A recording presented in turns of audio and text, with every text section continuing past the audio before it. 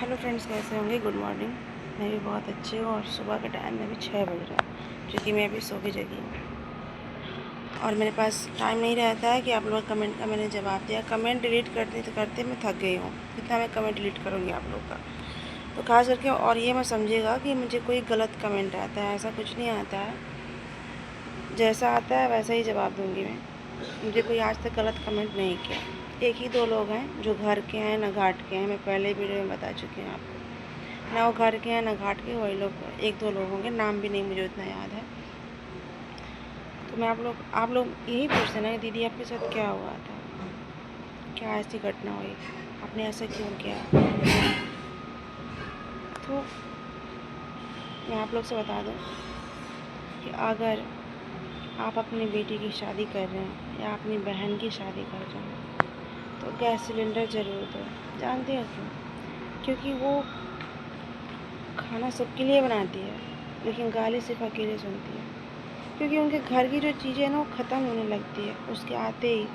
वो नहीं रहती है तो वो लोग बहुत बड़े अमीर होते हैं, बहुत धन होता है, बहुत क्या बोलते हैं ना, चावल जो होता है ना, चावल पानी में नहीं बनता है। ऐसे लोगों के घर चावल घी में बनता है। समझ रहे हैं? तो प्लीज़, ये बहुत छोटी बात नहीं होती है, बहुत बड़ी बात होती है। जो झेलता है घर में उसे पता होता है। और सबसे पहले मैं एक और आप लोग से बात बता दूँ कि मुझे जो इल्ज़ाम लगाए जाते थे ना कि इसके घर से फ़ोन आया है मारने के लिए, धमकी, तो मैं आपसे बता दूं कि ना मेरे पापा कभी ऐसा किए हैं और ना ही मेरे जो भाई लोग थे ना, चाचा वगैरह के जो लड़के होते हैं, मान लीजिए ये लोग भी कभी ऐसा नहीं किए हैं। तो ये चीज़ें मुझे इसलिए बोली जाती थी कि मतलब कोई फ़ोन किया है, कोई धमकी दे रहा है हमें मारने के लिए। तो हमारी फैमिली से कोई ऐसा नहीं था, कोई धमकी देता था वो मुझे मारने के लिए एक बहाना रहता था, ताकि मतलब कोई ना कोई बहाना होना चाहिए मारने के लिए। और एक और बात बता दूं, आप अपनी बेटी को या अपनी बहन को हद से ज़्यादा जलील मत होने दीजिए। आपने शादी की है, उस जलील करने के लिए हक़ नहीं दिया है आपने, लेकिन जलील उन लोगों को करना है, जलील कर रहे हैं हद से बेसी। और आप लोग इस पर ऑप्शन नहीं लेते हैं तो उसका भी वो ज़्यादा फ़ायदा, वो चीज़ें बढ़ती जाती है। ठीक है, आप अपने, हाँ, एक दो थप्पड़ मार सकता है कोई भी फैमिली हो, लेकिन गाय भैंस नहीं है, उसे आप गाय भैंस तरह नहीं मार सकते हैं। और वो चीज़ें 9 से 10 साल तक एक लड़की नहीं झेल सकती। शायद कोई झेल सकती हो, मुझे ये चीज़ें नहीं पसंद थी। क्योंकि कल को क्या होता है ना, जब अपने बच्चे जब होते हैं ना, तो वही चीज़ें, वो अपने ही बच्चे ये सारी चीज़ देख करके आगे कोई कदर नहीं करते हैं, ये हकीकत बात है। और ऐसी बहुत सारी चीज़ें हैं। और सबसे पहले आप ये ध्यान दीजिए कि आपकी बेटी खाना बनाना जानती है या नहीं जानती है, क्योंकि खाना को लेकर हर दिन हर रोज़ टारगेट कोई बनाता है। एक बात आप बताइए, जो लड़की मायके में खाना बना रही है, क्या उसके माँ बाप को पता नहीं है कि हमें लड़की कैसे खाना बनाती है, कैसे नहीं बनाती है। देखिए, हर ससुराल वाले ऐसे नहीं हैं। ऐसी छोटी छोटी बातों को, ऐसी चीज़ों को लेकर के आपको बहुत ज़्यादा टॉर्चर नहीं करते हैं, मार पिटाई नहीं करते हैं। लेकिन ऐसा बहुत सारे ऐसा ससुराल है, आज भी है, जो जीना हराम कर रहा है, जीना हराम कर रहा है। ऐसा बहुत सारे, अभी मैं तो कहती हूँ कि आजकल सबको समझदारी आ चुकी है, ऐसा नहीं करते हैं। लेकिन बहुत सारे ऐसे घटिया अभी जलील लोग पड़े हुए हैं कि ऐसी चीज़ें कर रहे हैं। आप वो जानना चाहते हैं ना, तो जानिए। क्योंकि मैं नाम तो लेना नहीं चाहती हूँ, क्योंकि किसी का भी घर है, बस जाए तो सही है। तो नाम लेकर मैं किसी को वो नहीं करना चाहती हूँ, लेकिन मैं एक टिप्पणी दे रही हूँ कि लड़कियों को क्या हो रहा है आजकल। मतलब कहाँ तक लिमिट होती है सहने की, और उतना ही वर्क करो कि जितना वो सह सके। आप लोग एक बात बताओ, शादी तो लड़के और लड़की दोनों की होती है, और आप लोगों ने ये देखा ही होगा कि लड़के से एज लड़की की कमी होती है।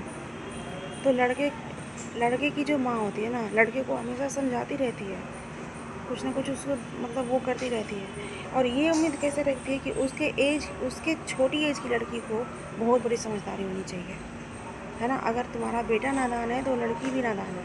लेकिन नहीं, ऐसा कुछ नहीं है। उस लड़की से तो 50 साल की बुढ़िया की सोच मिलाई जाएगी।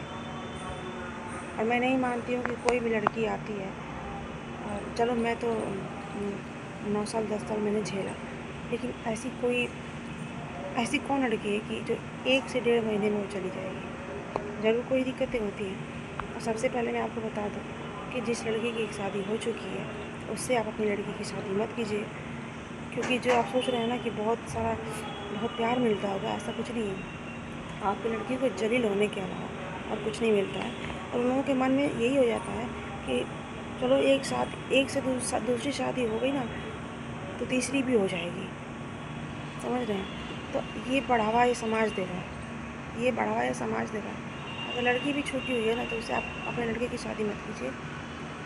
अगर लड़का छूटा हुआ है तो आप अपनी लड़की की शादी मत कीजिए, क्योंकि अगर वो एक छूटा हुआ है कहीं से, अगर छूटी हुई है तो किसी छूटे हुए लड़के से शादी कीजिए। अगर लड़का कहीं से छूटा हुआ है तो कहीं से छूटी हुई लड़की की शादी कीजिए, क्योंकि उसके लायक वो नहीं है। उसके ऊपर से जो बोलते हैं ना आप लोग, जो बोल रहे हैं लोग कि हमें दहेज नहीं चाहिए था, हमें दहेज चाहिए था, हमने मुँह ही नहीं खोला। वो मुँह नहीं खोले हैं, लेकिन आपकी बेटी को अंदर ही अंदर बहुत जलील कर रहे हैं उस चीज़ के लिए। अब बोल रहे हैं लोग कि हमें कुछ नहीं चाहिए था। आपकी हर दिन, हर सुबह शाम दोपहर 4 लोगों के सामने आपकी बेटी को इस चीज़ के लिए जलील किया जाता है कि इसके बाप ने कुछ नहीं दिया है। और कहते हैं लोग कि हमने तो ऐसा कुछ मांगा ही नहीं था। ये बहुत बदतमीज़ लोग होते हैं कि ऐसी भाषा बोलते हैं। बहुत सारी ऐसी चीज़ें हैं, मैं शेयर करती रहूँगी, आप लोग वीडियो ऐसे देखते रहिए। मेरी इस पर वीडियो इसलिए नहीं जाती थी कि टाइम नहीं रहता था मुझे दूसरे चैनल से काम करने के, लेकिन मुझे लगता है कि मुझे इस पर जवाब देना चाहिए। और बहुत अच्छे अच्छे लोग मुझसे सवाल पूछते हैं, कोई मेरे पास गलत कमेंट नहीं करता है। तो मैं यही बताना चाहती हूँ कि आप अपनी बेटी को हर चीज़ पे ध्यान दीजिए कि आपकी बेटी क्या कह रही है, क्यों कह रही है। आप ये मत टालिए कि बेटा तुम्हारे नसीब में यही था, ये आप गलत बोल रहे हैं। आप नसीब में नहीं था, नसीब में नहीं था। यहाँ पे कुछ नसीबें बनाई जाती हैं, यहाँ पे कुछ उसके साथ घटनाएं रची जाती हैं, तो लड़की क्या करेगी, पागल हो जाती है लड़की।